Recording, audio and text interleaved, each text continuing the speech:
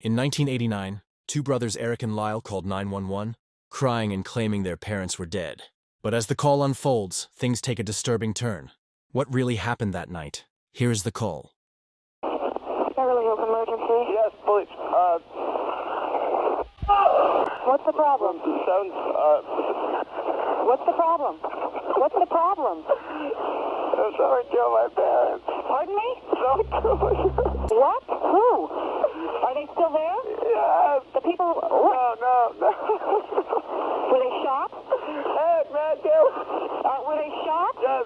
They were shot? Yes. 102 response, 722 North Elmont. What happened? Hey, stand up,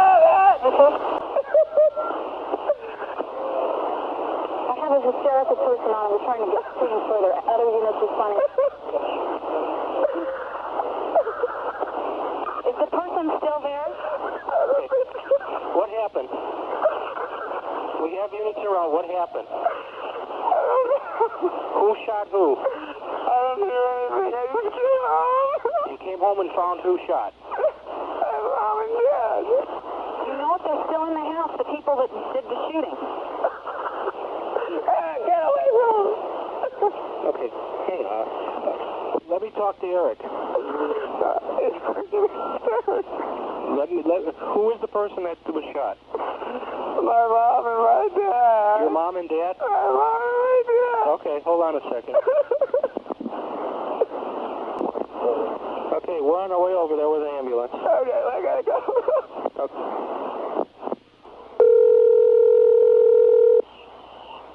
Oh. Hello, this is police department. Yes. Okay, I want you to come outside.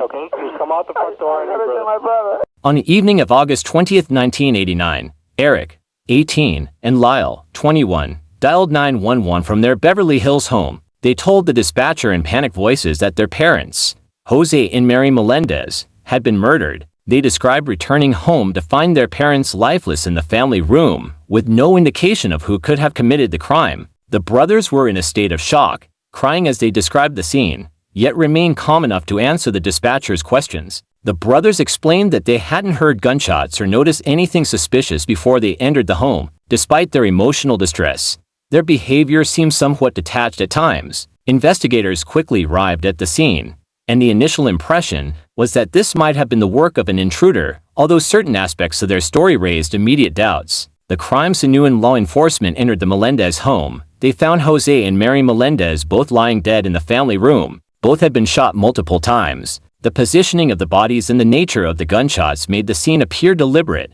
rather than a random act of violence. However, there were no signs of forced entry or any indication that a robbery had occurred. The house was eerily undisturbed, and the brothers' story began to raise questions. There was an air of suspicion surrounding the brothers' calm demeanor as they interacted with the police. While one might expect someone to be hysterical after discovering the violent deaths of their parents, Erik and Lyle seemed unusually composed for people in their situation. Investigators began to wonder whether the brothers were involved in their parents' deaths. The investigation as detectives delved deeper into the lives of the Melendez family. Troubling details began to emerge. Jose Melendez, the father, was described as a strict, controlling, and emotionally abusive figure. Erik and Lyle revealed that they had endured years of verbal and emotional abuse from their father, and their mother, Mary, was reportedly complicit in the family's toxic atmosphere. The brothers spoke about growing up in fear, constantly under the watchful eye of their father, whose volatile temper made every day a struggle. With this new information, investigators began to question the brothers' initial story. Had they killed their parents in self-defense,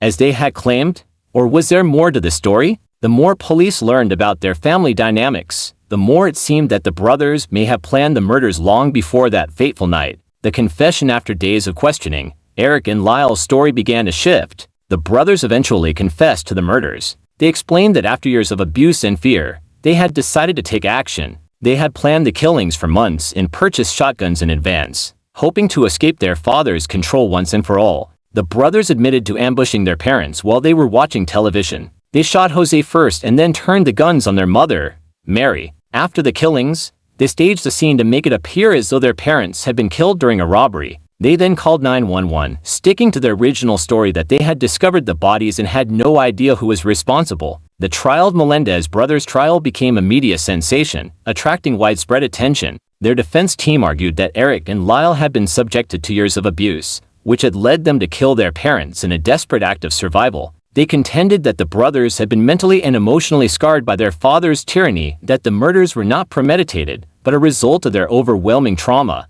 However, the prosecution argued that the murders were planned and deliberate. They pointed to the lack of signs of forced entry and the way the brothers had staged a crime scene to make it appear like a robbery gone wrong. They emphasized that the brothers had acted with clear intent, and the years of abuse, while significant, did not justify the violence. In 1993, after a lengthy trial, the jury convicted both Erik and Lyle of first-degree murder. The brothers were sentenced to life in prison without the possibility of parole. The case sparked intense debates about whether the abuse the brothers endured was sufficient justification for the murders and whether their actions were truly an act of survival or cold-blooded murder. The aftermath Melendez brothers case continues to be a controversial topic in the world of true crime. Many people still argue that the brothers' actions were the result of years of emotional and physical abuse, and that they were driven to commit murder out of fear for their lives. Others believe that the brothers took a drastic step for personal gain, eliminating their parents to inherit their wealth and gain freedom from their father's control. The 911 call, filled with the brothers' fear and confusion, remains one of the most haunting aspects of the case.